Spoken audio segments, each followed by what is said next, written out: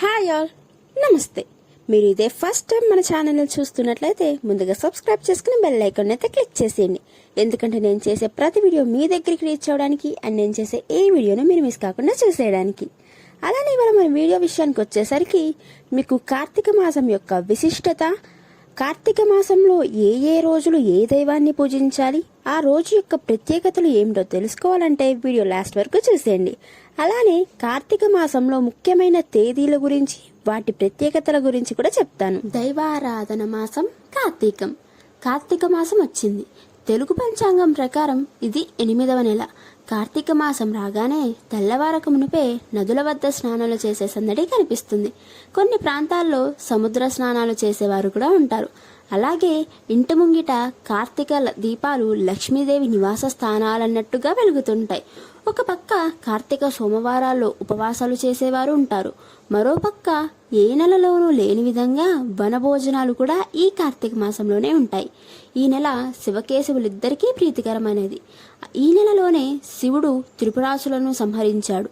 అలాగే ఆషాఢశుద్ధ ఏకాదశి నాడు యోగ నిద్రలోకి జారుకున్న విష్ణుమూర్తి ఈ నెలలో పరివర్తన ఏకాదశి నాడు నిద్రలేస్తాడు.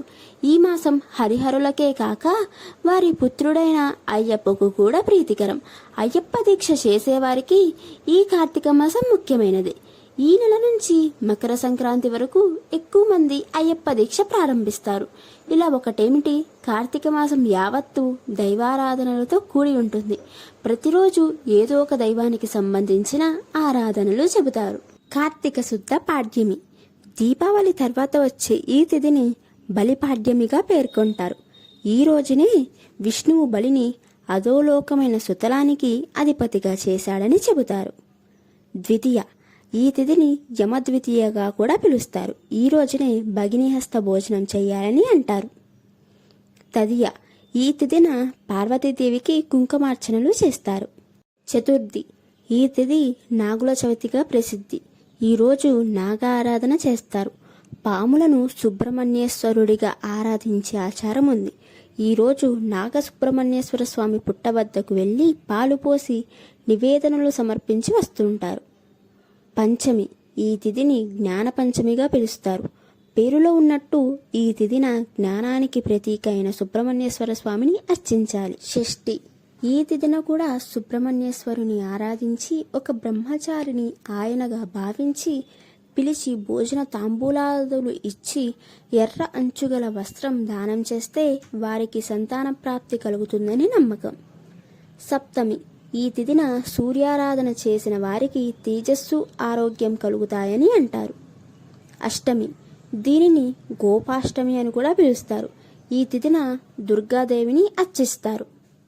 నవమి. ఈ రోజు నుంచి 3 రాత్రుల పాటు విష్ణు త్రిరాత్ర వ్రతం. అలాగే పితృదేవతారాధన చేస్తే కుటుంబ సౌఖ్యం కలుగుతుందని నమ్మకం. దశమి. ఈ తిథిన విష్ణు ఆరాధన చెయ్యాలి. ఏకాదశి. ఈ ఏకాదశిని పరివర్తన ఏకాదశి అని అంటారు. ఇది శివకేశవులకు ఆరాధనకు మంచి రోజు. ద్వాదశి. ఈ తిథి పవిత్రమైన క్షీరాబ్ది ద్వాదశి. ఈ రోజు సాయంత్రం తులసిని ఉసిరి చెట్టుతో కలిపి పూజిస్తారు. త్రయోదశి. ఈ తిథిన విష్ణు ఆరాధన వల్ల తేజస్సు లభిస్తుంది. చతుర్దశి. ఈ తిథిన కాలభైరవ ఆరాధన వల్ల అకాల మృత్యు దోషముంటే తప్పిపోతుంది. శని ప్రీత్యర్థం ఆయనకు ఇష్టమైన నువ్వులు వంటి వాటిని దానం చేస్తే ఆయన అనుగ్రహం కలుగుతుంది. విష్ణువును పూజిస్తే ఇంద్రియ జయం పొందవచ్చు. ఇది ఈశ్వరునికి కూడా ప్రీతికరమైన తిథి. పౌర్ణమి. ఇది చాలా పుణ్యప్రదమైన తిథి. ఈరోజు విష్ణు ఆరాధన చేసి దీపాలు వెలిగిస్తే వారికి ముక్తి కలుగుతుందని అంటారు. ఈరోజు విష్ణు ప్రీత్యర్థంగా 365 ఒత్తులను ఆవునేతితో వెలిగిస్తే సంవత్సరమంతా ఒత్తులు వెలిగించినంత ఫలం వస్తుందని భావిస్తారు. కృష్ణ పాడ్యమి. ఈ తిథిన ఆకుకూరలు దానం చేయడం పుణ్యప్రదం. ఈరోజు అగ్ని ఆరాధన వల్ల తేజస్సు ప్రాప్తిస్తుంది. విద్య. ఈ తిథిన వనభోజనాలు చేస్తారు. అందువల్ల సత్ఫలితాలు వస్తాయి. ఈరోజు అశ్వనీ దేవతల ఆరాధన వల్ల ఆరోగ్యం సిద్ధిస్తుంది. తదియ. ఈ తిథిన పండితులకు గాని విద్యాదానం చేసే గురువులకు తులసిమాలలు సమర్పిస్తే విద్యాభివృద్ధితో పాటు మేధస్సు పెరుగుతుంది. స్త్రీలు గౌరీ ఆరాధనతో సౌభాగ్యాన్ని పొందుతారు. చతుర్థి, ఈ తిథి గణపతి ప్రీతికరం కనుక ఈ రోజున ఉపవాసముండి గరికతో ఆయనను ఆరాధించాలి. పంచమి, ఈ తిథిన సుబ్రహ్మణ్య ఆరాధనను చెయ్యాలి. షష్ఠి, ఈ తిథిన గ్రామదేవతలను ఆరాధించాలి. ఈరోజు సుబ్రహ్మణ్య ఆరాధన సంతాన వృద్ధిని కలిగిస్తుంది. సప్తమి, ఈ తిథిన శివునికి జిల్లేడు పూలమాల వేస్తే ఆయన ఐశ్వర్యకారకుడు కనుక ధనవృద్ధిని కలిగిస్తాడు. సూర్యారాధన మంచిది. అష్టమి, ఈ తిథిన కాలభైరవ ఆరాధన చెయ్యాలి. అష్టలక్ష్ములను కూడా ఆరాధిస్తారు. నవమి, ఈ తిథిన వెండి లేదా రాగి పాత్రలో నీరు పోసి దానిని బ్రాహ్మణునికి దానమిస్తే పితృదేవతల అనుగ్రహం లభిస్తుంది. దుర్గాదేవి ఆరాధనతో కార్యసిద్ధి. దశమి, ఈ తిథిన అన్న సంతర్పణతో విష్ణు అనుగ్రహం వస్తుంది. ఈరోజు అష్టదిక్పాలకులను ఆరాధించాలి. ఏకాదశి, ఈ తిథిన విష్ణాలయాల్లో దీపాలు వెలిగించి పురాణ పవిత్ర గ్రంథాలను పారాయణం చెయ్యాలి. కుబేర ఆరాధన కూడా మంచిది. ద్వాదశి, ఈ తిథిన విష్ణువును ఆరాధించాలి. కొందరు గోవత్స ద్వాదశి అని అంటారు. ఈ రోజున ఆవు దూడలను మర్రి వృక్షాన్ని పూజించాలి.